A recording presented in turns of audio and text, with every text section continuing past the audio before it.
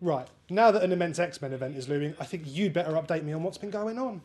Since when do you care about the X-Men? Oh, I really don't, but some doe-eyed fanboy or interested party could come and inquire about it when you're not here to force upon them. Thus I require a brief summary so that I can fake what most visitors would consider a normal conversation between two human beings. So what's been going on in the world of the all-new, all-different X-Men? Well, before all that kicks off, the current X-Men, which consists of traditional characters as well as reformed villains and an anti-hero from 1939, are about to face a new, terrible threat. New threat?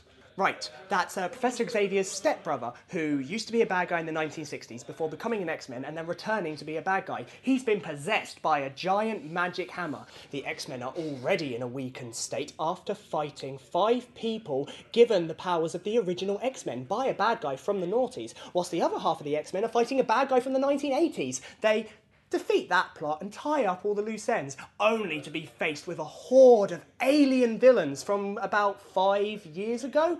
Pretty much the entire mutant population now lives on an island, similar to the one from the 1980s, but it's actually Magneto's asteroid from the 1960s converted into somewhere livable. So as you can imagine, there's lots of drama and fighting and jetpacks, apart from Beast, who went off into space. Oh cool, so there's some stuff with Beast in space? Kind of. It was in a different comic, but it got cancelled. So now he's just sort of hiding. Probably reading? Just tell me what's gonna cause this relaunch.